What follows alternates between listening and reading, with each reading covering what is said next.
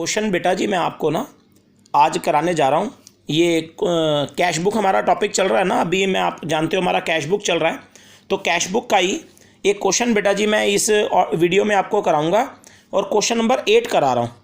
मतलब कि जो बुक है, बुक में से क्वेश्चन नंबर 8 मैं डिस्कस कर रहा हूँ कैश बुक का। और याद रखिएगा ये क्वेश्चन जो है ना, इसकी मैं फ़ोटो आपको साथ में व्हाट्सएप पे भेज दूंगा। व्हाट्सएप पे आप इसकी फ़ोटो भी साथ में देख लीजिएगा, बुक में से मैच कर लीजिएगा।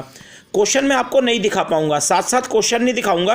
आप जब ये वीडियो देखोगे तो आपने क्वेश्चन ना सामने खोल लेना है, अपनी बुक में क्वेश्चन खोल लेना है, वहाँ से आपने पढ़ते जाना है, जो भी डीलिंग है वहाँ से पढ़ते जाना और इस कैश बुक में देखते जाना कैसे भर रहे हैं। इस कैश बुक के अंदर कैसे भर रहा हूँ वो आप देख लेना, वीडियो देखते हुए क्वेश्चन बुक में खोल लेना आप। मैं क्वेश्चन आपको वीडियो में नहीं दिखा पाऊंगा बेटा जी। तो देखो बेटा जी, जैसे ये क्वेश्चन नंबर 8 में करा रहा हूँ। अच्छा, इस क्वेश्चन नंबर 8 में लिखा है डबल कॉलम कैश बुक बनानी है। तो मैंने आपको ये बताया था कि जब भी क्वेश्चन आए और क्वेश्चन में बोले ना कैश बुक बनाओ, डबल कॉलम कैश बुक, तो सबसे पहले आपने क्या करना है, ऊपर आप हेडिंग डाल दो डबल कॉलम कैश बुक बना रहे हैं, ये डबल कॉलम कैश बुक बना रहे हैं। सबसे पहले क्वेश्चन में आपने ना फॉर्मेट बना लेना है, ऊपर double column cash book heading डाल दो और ये सबसे पहले क्वेश्चन में आप फॉर्मेट बना लो पूरी डबल कॉलम कैश बुक का। ये कैश बुक का फॉर्मेट है, ये मैंने पहले ही बना लिया है, कैश बुक का फॉर्मेट मैं बना चुका हूँ। ऐसे ऊपर लिखना है डबल कॉलम कैश बुक और ये टी शेप में बना लो। ये जो कैश बुक होती है आप जानते हो टी शेप में बनती है। ये डेबिट साइड है, ये डेबिट साइड में date, particular, LF, cash bank, ये 5 कॉलम डेबिट में बना लिए और ऐसे ही date, particular, LF, cash bank, ये 5 कॉलम क्रेडिट में। ये हमारी क्रेडिट साइड हो गई और ये हमारी डेबिट साइड हो गई। और ये डबल कॉलम कैश बुक का फॉर्मेट मैंने ऑलरेडी आपका बना रखा है। ये हमारा टी शेप में डबल कॉलम कैश बुक बनी हुई है। अब इस क्वेश्चन को, क्वेश्चन नंबर 8 को हम शुरू कर रहे हैं। क्वेश्चन नंबर 8 को जब आप बुक में देखोगे, सबसे पहले ना एक बात आपको बता दूं, ये क्वेश्चन नंबर 8 के अंदर जो हमें कैश बुक बनानी है, ये जो कैश बुक हमें बनानी है ना, ये मैं ऊपर यहाँ लिख देता हूँ मार्च मंथ की बनानी है। आप क्वेश्चन में देख लेना, क्वेश्चन में इसमें जितनी भी डीलिंग है, क्वेश्चन में देख लेना जितनी भी डीलिंग दे रखी है ना, सारी मार्च महीने की हैं। तो कैश बुक हमें ये मार्च महीने की बनानी है, मैंने ऊपर लिख दिया मार्च मंथ, मार्च महीने की बनानी है। अब सबसे पहले क्वेश्चन में देखो मार्च की 1 तारीख को, यहाँ पे डेट डाल देना, मार्च की 1 तारीख को। आप क्वेश्चन में देख लो, आपको कैश इन हैंड दे रखा है और कैश एट बैंक, यानी कि आपको cash in hand, cash at bank, cash और बैंक के बैलेंस दे रखे हैं मार्च की 1 तारीख, यानी कि महीने के शुरू के। मैंने आपको बताया था ना कि जब कैश बुक बनता है, जब भी कैश बुक बनाते हैं तो सबसे पहले स्टार्टिंग किससे होती है, कैश बैंक के बैलेंस से ही होती है। और ये कैश बैंक के कौन से बैलेंस है, ओपनिंग बैलेंस। मार्च की 1 तारीख के हैं तो कैश बैंक के ओपनिंग बैलेंस है, शुरू के बैलेंस है। अब देखो क्वेश्चन में कैश इन हैंड दे रखा है 15,000 और बैंक का बैलेंस दे रखा है कैश एट बैंक 5,000। ये जो मार्च 1 के दे रखे हैं ना, ये कैश और बैंक के बैलेंस हैं, ओपनिंग वाले, स्टार्टिंग वाले कैश बैंक के ओपनिंग बैलेंस हैं, 1 तारीख के ओपनिंग बैलेंस। तो सबसे पहले जब कैश बुक बनाते हैं ना, तो कैश बुक में डेबिट साइड में सबसे पहले आपने टू बैलेंस बीडी के नाम से, टू बैलेंस बीडी के नाम से, ये ओपनिंग बैलेंस है, क्योंकि आपको पता है ना ओपनिंग बैलेंस जो होता है, ओपनिंग का बैलेंस उसे बीडी से ही लिखते हैं। तो आपने सबसे पहले टू बैलेंस बीडी ब्रैकेट में लिख देना ओपनिंग बैलेंस। सबसे पहले आपने कैश बुक के अंदर ना ये कैश और बैंक के बैलेंस भर दो, बैलेंस बीडी के नाम से, ओपनिंग बैलेंस के नाम से, क्योंकि ये कैश बैंक के ओपनिंग बैलेंस जो क्वेश्चन में है 1 तारीख के कैश बैंक के ओपनिंग बैलेंस है। तो ये बैलेंस बीडी से एंट्री कर दो और कैश का बैलेंस कैश में भर दो 15,000, कैश का बैलेंस 15,000 दे रखा है और बैंक का 5,000। ये कैश और बैंक के पहले बैलेंस दे रखे हैं, क्वेश्चन में गिवन है तो हमने पहले ये भर दिए। कैश बुक की शुरुआत यहीं से होती है, पहले कैश बैंक के बैलेंस भरते हैं, ओपनिंग बैलेंस। ये हमने कैश बैंक के बैलेंस भर दिए ओपनिंग के, शुरू के, ठीक है। अब उसके बाद क्वेश्चन में आगे देखेगा, क्वेश्चन नंबर 8 को आगे देखो, डीलिंग दे रखी है, आगे बहुत सारी डीलिंग है तो उनको पोस्ट करते हैं। और आप जानते हो कैश बुक में क्या रूल है, डेबिट में जब पैसा आए डेबिट और जब कैश बुक में जाए तो क्रेडिट। तो चलिए भरते हैं। मार्च 3, अगली एंट्री उसमें मार्च 3 की है। मार्च 3 तारीख को क्वेश्चन में पढ़ना क्या लिखा है, गुड्स खरीदे। क्वेश्चन में लिखा है हमने गुड्स खरीदे 6,750। ये ना टोटल वैल्यू दे रखी है, याद रखना, जो गुड्स आपने टोटल लिए 6,750, लेकिन अगर आपने खरीदे हैं और लिखा भी है कैश में खरीदे हैं, कैश में मतलब कि गुड्स खरीदे कैश में, तो बताओ कैश गया होगा ना, गुड्स खरीदे हैं तो कैश गया होगा ना, तो कैश जाएगा तो कैश बुक के क्रेडिट में आएगा, ये एंट्री क्रेडिट में आएगी। और आपने गुड्स खरीदे हैं तो किस नाम से आएगी, by purchase account. By purchase account के नाम से। लेकिन जो गुड्स आपने खरीदे हैं ना, कैश आपका गया तभी इधर आ रहा है, लेकिन जो गुड्स आपने खरीदे हैं ना, मैं आपको यहाँ दिखाता हूँ, क्वेश्चन में लिखा है 6720 के खरीदे हैं, लेकिन ये टोटल वैल्यू है, टोटल आपने इतने के खरीदे हैं, टोटल जो गुड्स आपने खरीदे हैं ना, टोटल गुड्स आपने इतने के लिए हैं। लेकिन क्वेश्चन में लिखा, पढ़िएगा, क्वेश्चन में लिखा है कि जब हमने खरीदे हैं ना तो 220 रुपये का हमें डिस्काउंट भी मिला है, मतलब कि डिस्काउंट हमें मिला है क्योंकि हम खरीद रहे हैं तो डिस्काउंट हमें मिला है। उसमें लिखा है 220 रुपये का कैश डिस्काउंट, यानी कि जब हमने खरीदे और 6700 भी जब हम पेमेंट करने गए, जब हमने पैसे दिए गुड्स के, तो 220 रुपये का कैश डिस्काउंट भी क्वेश्चन में लिखा है और जो वो डिस्काउंट हमें मिला 220 रुपये का। तो बताओ 220 का डिस्काउंट आपको मिल गया, गुड्स खरीदने में मिल गया 220 का डिस्काउंट। तो बताइए अगर 6720 के आप टोटल वैल्यू है, इतने के आपने खरीदे, उसमें से 220 आपको डिस्काउंट मिल गया, तो बाकी अमाउंट बचता है 6500 रुपये। तो आपने बताइए पे कितना करा, आपने खुद पे कितना करा, आपने तो 6500 ही दिया ना गुड्स खरीदने में, गुड्स खरीदने में कितना दिया 6500 ना। तो एंट्री जो है जब आप कैश बुक में भरोगे तो कैश कॉलम में, क्योंकि गुड्स कैश दिया है ना आपने, तो कैश कॉलम में 6500 आएगा, 220 रुपये डिस्काउंट कट गया ना, आपको डिस्काउंट मिल गया ना, और ये टोटल वैल्यू थी जितने में आपने खरीदे थे। चलिए ये मार्च 3 की एंट्री है, ये मार्च 3। अगली चलते हैं मार्च 5।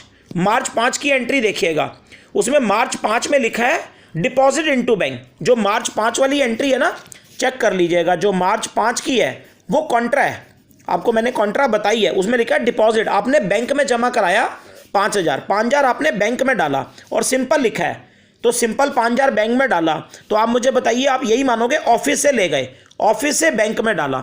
मार्च 5 वाली एंट्री कॉन्ट्रा है, बैंक में जमा कराया, कहाँ से निकाल कर, ऑफिस से, ऑफिस से निकाल कर आप बैंक में ले गए हो। आप बताओ ऑफिस से निकाल कर बैंक में ले गए हो, तो ये जो 5 मार्च की एंट्री है ये कॉन्ट्रा वाली है। और मैंने कॉन्ट्रा के बारे में क्या बताया है कि आपने जमा कराया ना बैंक में, तो पहले इसके इफेक्ट बना लो, कॉन्ट्रा के पहले इफेक्ट बना लो। क्या इफेक्ट बनेंगे, ऑफिस से बैंक में डाला है, तो आप बताइए कैश कम हो गया ना ऑफिस में, और बैंक में जो है वो बढ़ गया, यहाँ कम हो गया और बैंक में बढ़ गया। तो कैश कम हो रहा है ना, तो कैश कम होता है क्रेडिट होता है, और बैंक में बढ़ रहा है तो वो डेबिट होगा। अब आप ये देखो क्या हुआ, कैश यहाँ पे क्या हो रहा है, क्रेडिट हो रहा है ना। तो अब इसकी पोस्टिंग करते हैं, और ये कॉन्ट्रा है, तो ये कितनी बार जाएगी, दोनों तरफ, कैश बुक में दोनों साइड जाएगी। आप भी जानते हो कैश बुक के अंदर ये दोनों साइड जाएगी। कैसे, देखो यहाँ पे कैश क्रेडिट हो रहा है, क्रेडिट कौन हो रहा है, कैश। अब कैश क्रेडिट होने का मतलब पता है क्या, अगर कैश क्रेडिट होने का मतलब होता है कि आपने कैश बुक में, मैंने बताया आपको, कैश बुक के अंदर क्रेडिट साइड में लेके जाना है, ये मतलब है क्रेडिट होने का। क्रेडिट का मतलब है आपने कैश बुक में कहाँ भरना है, कैश बुक के अंदर क्रेडिट साइड में, कैश बुक के क्रेडिट साइड में पोस्टिंग होगी। अच्छा, कैश बुक के क्रेडिट साइड में किस कॉलम में, क्रेडिट साइड में कैश कॉलम में भर दो 5000, ये ऐसे कैश क्रेडिट का ये मतलब है, क्रेडिट साइड में कैश कॉलम में 5000 भर दो और पहले अमाउंट भर दो। बहुत बार बताया मैंने, कॉन्ट्रा में यही करते हैं, पहले अमाउंट पे कैश कॉलम में भर दिए 5000, और इसके बाद अब कैश कॉलम में भरे तो यहाँ पे पर्टिकुलर ने नाम आएगा बाय बैंक, क्योंकि कैश से उल्टा नाम आता है, और यहाँ पे सी लगा देना। कॉन्ट्रा एंट्री के आगे सी लगता है, आप भी जानते हैं, कॉन्ट्रा के आगे सी लगता है। तो ये हमने पोस्टिंग कर दी, लेकिन ये एक हुई है। आगे देखो, कैश क्रेडिट हुआ तो यहाँ पे बैंक भी तो डेबिट हुआ, बैंक में जमा कराया, बैंक डेबिट हुआ ना। अब यहाँ बैंक क्या हो रहा है, डेबिट हो रहा है। इसका मतलब है कि डेबिट साइड में जाकर बैंक कॉलम में भरना है, तो डेबिट साइड में बैंक कॉलम में भी 5000 भर दो, ये है डेबिट बैंक का मतलब। अब ये 5000 बैंक में भरे हैं ना, कॉलम कौन सा, जहां भरोगे अमाउंट पहले भरो, बैंक में भरे हैं तो इससे उल्टा नाम आएगा यहाँ पर, to cash, entry to cash. और ये मार्च की 5 तारीख की एंट्री है, मार्च की 5 तारीख। और हाँ, इसके आगे भी सी लगा देना, क्यों, वो आप जानते ही हैं क्यों, क्योंकि कॉन्ट्रा एंट्री। चलिए आगे चलते हैं, मार्च 7 तारीख देखिएगा, क्वेश्चन में देखते रहिएगा। मार्च की 7 तारीख की एंट्री है, वो कैश सेल लिखी है। कैश सेल का मतलब जानते हो क्या होता है, कैश सेल का मतलब होता है कि आपने नगद बेचा, आपने गुड्स मार्केट में बेचे। तो बताओ गुड्स बेचोगे, कैश सेल्स, गुड्स बेचे तो बेचोगे, तो बताइए पैसा आएगा ना कैश सेल करने से, माल बेचने से। बताइए, सोचिए पैसा आ रहा है कि जा रहा है, ये सोचिए। तो बेचोगे, कैश सेल करोगे तो पैसा आएगा। तो ये जो मार्च 7 की एंट्री है ये कैश बुक में डेबिट में आएगी, इधर डेबिट में आएगी, क्योंकि आपने बेचा और पैसा आ रहा है। और हाँ क्या बेचा है, गुड्स बेचे हैं, तो गुड्स बेचोगे तो पैसा आएगा ना, और इसकी एंट्री यहाँ पर टू सेल से होगी, टू सेल अकाउंट, और 10,000 का बेचा है तो ये 10,000 आपका कैश में आएगा, क्योंकि आपने कैश में बेचा है तो कैश आया है, तो कैश की एंट्री है तो कैश में आ जाएगी, टू सेल के नाम से यहाँ पर आ जाएगी। उसके बाद अगली देखो, विड्रॉ फ्रॉम बैंक, मार्च 10 की एंट्री है विड्रॉ फ्रॉम बैंक। अच्छा ये जो लिखा है ना विड्रॉ फ्रॉम बैंक मार्च 10 देख लेना, तो इसका मतलब बैंक से आपने निकाला, बैंक से पैसा निकाला, और हाँ बैंक से निकाला ये नहीं लिखा, क्वेश्चन में नहीं बताया कि बैंक से निकालकर कहाँ ले गए, तो मैंने आपको बताया था अगर ये लिखा हो ना विड्रॉ फ्रॉम बैंक कि बैंक से आपने निकाला है, तो आपने सपोज करना है ऑफिस के लिए ही निकाला है। अगर सिंपल बैंक से विड्रॉ लिखा है तो आपने यही मानना है कि बैंक से निकालकर आप ऑफिस ही लाए हो, बैंक से निकालकर ऑफिस, यही मानेंगे कि बैंक से निकालकर ऑफिस लाए हैं। और ये मार्च 10 की एंट्री भी कॉन्ट्रा है, ये भी मार्च 10 वाली भी कॉन्ट्रा एंट्री है, तो दोबारा भरते हैं, ये कॉन्ट्रा वाली को भरते हैं। बैंक से विड्रॉ करा है तो कुछ ना बताया हो तो बैंक से विड्रॉ करा है यही मानेंगे ऑफिस ही लाए हैं, तो ये भी कॉन्ट्रा है। तो अब इसके भी पहले इफेक्ट बनाओ, अब बैंक से निकालकर ऑफिस लाए हो तो ऑफिस में कैश क्या हो गया, बढ़ गया, ऑफिस में कैश बढ़ गया तो डेबिट होगा, और बैंक में कम हो गया तो बैंक में कम हो गया तो क्रेडिट होगा। अब बैंक में कम हुआ है और ऑफिस में बढ़ गया, तो जब ऑफिस में बढ़ गया तो बताइए ऑफिस में बढ़ गया तो कैश डेबिट हो गया ना, यहाँ पे कैश आ रहा है बैंक में कम हो रहा है, तो यहाँ पे बैंक क्रेडिट है। अब देखो बैंक क्रेडिट है और कैश डेबिट है, ये देख लो ध्यान से। तो अब इसकी पोस्टिंग करते हैं, कॉन्ट्रा है तो दोनों तरफ जाएगी, दोनों तरफ कैश बुक में, दोनों तरफ, दोनों साइड। चलो भरो, पहले यहाँ भरते हैं। चलो बैंक क्या हो रहा है, यहाँ बैंक क्रेडिट हो रहा है ना, बैंक में से गया तो बैंक यहाँ पे क्रेडिट हो रहा है ना, तो बैंक क्रेडिट होने का मतलब क्या होता है, बैंक क्रेडिट होने का मतलब मैंने बताया था कि क्रेडिट साइड में, इसका मतलब क्रेडिट साइड में बैंक कॉलम में भरना है, and the amount is 2000, credit side में बैंक कॉलम, इसे कहते हैं बैंक क्रेडिट होना। तो क्रेडिट साइड में बैंक कॉलम में 2000 भर दो, क्रेडिट साइड में ये बैंक कॉलम में 2000 आ गया ना। अब बैंक कॉलम में लिखा है ना तो उल्टा नाम आएगा बाय कैश, सी। और याद रखना कॉन्ट्रा में हमेशा सी लगता है, और कॉन्ट्रा में मैंने हमेशा बताया है कि पहले अमाउंट लिखना चाहिए इंसान को, फिर हम नाम लिखना चाहिए, गलती हो जाती है नहीं तो ये बैंक क्रेडिट होने का ये मतलब है। ये मैंने एक तरफ भर दिया। अगली क्या थी, अगली यहाँ पर बताओ, कैश डेबिट भी तो हो रहा है, कैश में ऑफिस में आया कैश डेबिट, तो इसका मतलब ये डेबिट साइड में कैश कॉलम में भरेंगे, तो डेबिट साइड में कैश कॉलम में भर दो 2000, ये कैश कॉलम में भर दिया। अब कैश कॉलम में भरा तो यहाँ पे नाम टू बैंक आ जाएगा, ये टू बैंक, और ये सी लग जाएगा, ये लो सी लग गया, ये कॉन्ट्रा की पोस्टिंग हो गई। ये मैंने कॉन्ट्रा एंट्रीज भर दी, ये मार्च की 10 तारीख की एंट्री है। चलिए मार्च 10 हो गई, अब चलते हैं, ये मार्च की 5 तारीख की एंट्री थी। चलिए अब आगे चलते हैं, मार्च 15, ये मार्च 15 वाली समझिएगा, बुक में पढ़िएगा बस, मार्च 15। इसमें मार्च 15 को लिखा है कि हमें ना एक, आप चेक पढ़िएगा कि राज से आपको एक चेक रिसीव्ड हुआ, राज नाम का बंदा है, उससे आपको चेक रिसीव्ड हुआ है, उसमें पढ़ लीजिएगा, राज ने आपको चेक दिया, यानी कि चेक आपको क्या हुआ है, रिसीव्ड हुआ है, चेक आपको रिसीव्ड हुआ है, किससे, राज से। लेकिन वो जो राज ने आपको चेक दिया ना वो पोस्ट डेटेड चेक है, उसमें लिखा है, ये बात उसमें लिखी हुई है, पढ़िएगा, पोस्ट डेटेड चेक। ये पोस्ट डेटेड चेक का मतलब पता है क्या होता है, और 3 मंथ पोस्ट डेटेड, ये लिखा है 3 मंथ पोस्ट डेटेड। बेटा जी पोस्ट डेटेड का ये मतलब होता है कि जो राज ने आपको चेक दिया ना, चेक आपको अभी मिला है, और अगर उसमें पोस्ट डेटेड लिखा होता ना बेटे, तो इसका मतलब वो राज ने चेक तो आपको अभी दे दिया है, चेक आपको अभी मिला है, लेकिन वो चेक क्लियर पता कब होगा, वो चेक क्लियर होगा 3 महीने बाद। 3 महीने पोस्ट डेटेड का मतलब होता है कि 3 महीने बाद वो चेक क्लियर होगा, यानी कि चेक आपको अभी मिल गया है, लेकिन वो चेक के पैसे कब आएंगे, 3 महीने के बाद। 3 महीनों के बाद वो चेक आपका क्या होगा, जो आपको मिला है वो आपका क्लियर होगा, 3 महीनों के बाद आपका वो चेक क्लियर होगा, चेक जाके, उसके पैसे अभी नहीं मिलेंगे, 3 महीने बाद मिलेंगे आपको। इसे कहते हैं पोस्ट डेटेड, यानी कि पहले ही दे जाना लेकिन डेट बाद की है, उसमें 3 महीने बाद वो चेक के पैसे आपको मिलेंगे। तो आपको समझ आ गया कि पोस्ट डेटेड का मतलब चेक मिल अभी गया लेकिन पेमेंट 3 महीने बाद आएगी, पैसे उसके 3 महीने बाद क्लियर होगा वो चेक, इसे कि पोस्ट डेटेड बोलते हैं। ठीक है, उसमें डेट 3 महीने बाद की डली है, तो 3 महीने बाद वो चेक क्या होगा, क्लियर होगा आपका, तो पैसे 3 महीने बाद मिलेंगे। लेकिन अब एक बात बताओ, यहां पर सोचो, अगर आपको उस चेक के पैसे 3 महीने बाद मिलने हैं ना, 3 महीने बाद वो चेक क्लियर होना है, तो आप बताओ, अपने ऊपर सोचो, आपको 3 महीने इंतजार करनी पड़ेगी ना, 3 महीने बैठे रहो। लेकिन आपने क्या किया, उसमें लिखा है आप जो मालिक हो ना, आपने क्या किया, यही वाला चेक जो आपको मिला है, आप ये वाला चेक बैंक में ले गए। आप इस चेक को कहाँ ले गए जो आपको मिला, आप इसको ले गए बैंक, और बैंक से जाकर आपने इस चेक को कैश करवा लिया, अभी करवा लिया। आप कहोगे ये कैसे हो सकता है, आप ये चेक बैंक ले गए और बैंक से आप कैश करवा लाए हो। बैंक वाले आपको सर्विस देते हैं, ये ना सर्विस है, बैंक की सेवा है। बैंक आपको सर्विस कर देता है कि आप चेक ले जाओ, बैंक वालों ने अभी आपको इमीडिएटली कैश पकड़ा दिया। तो आप बताइए, आप चेक बैंक को दे दो, बैंक इमीडिएटली आपको कैश दे रहा है, तो बताइए आपको 3 महीने इंतजार नहीं करनी पड़ेगी।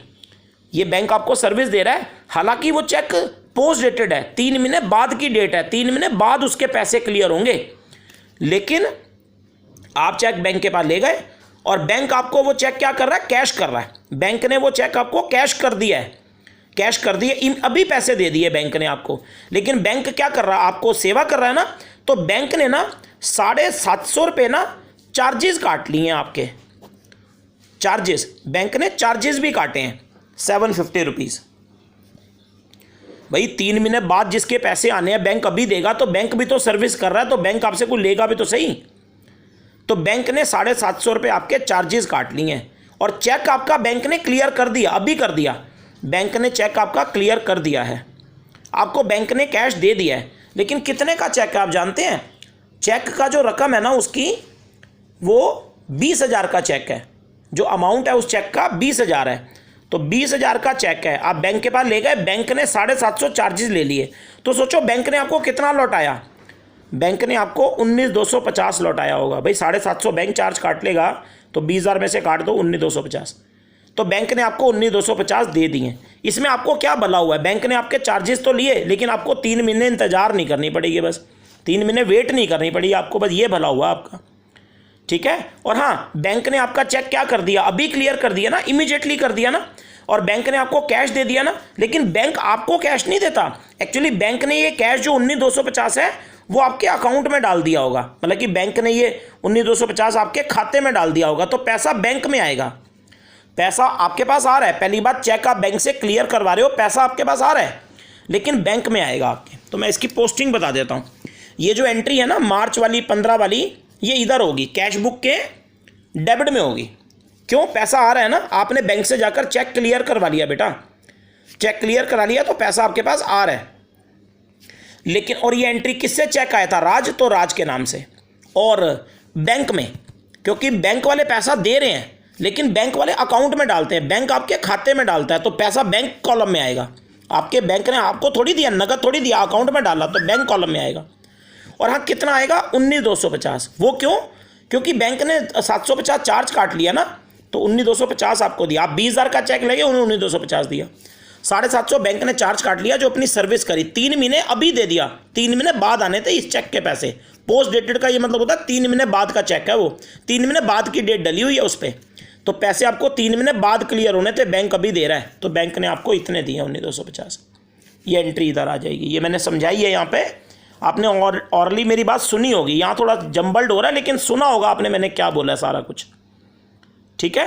चलिए आगे चलते हैं। मार्च 15 के बाद मार्च 18 पे आ जाओ, मार्च 18 की एंट्री पे आ जाओ।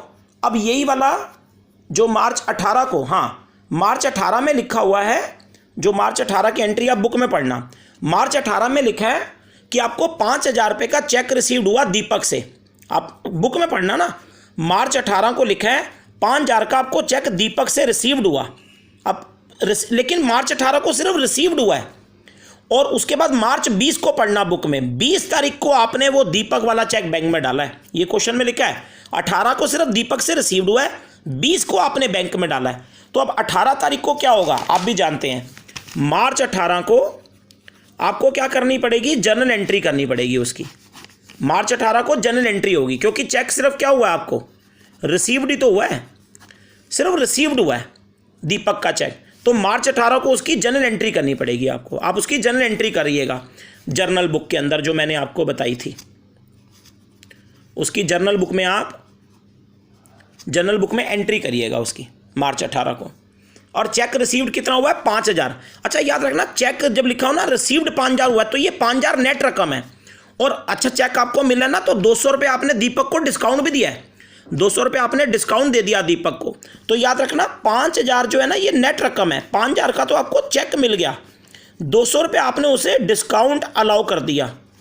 तो इसका मतलब बताओ दीपक से आपने टोटल 5200 रुपये 5200 लेने होंगे, टोटल आपने उससे इतने लेने होंगे 5200,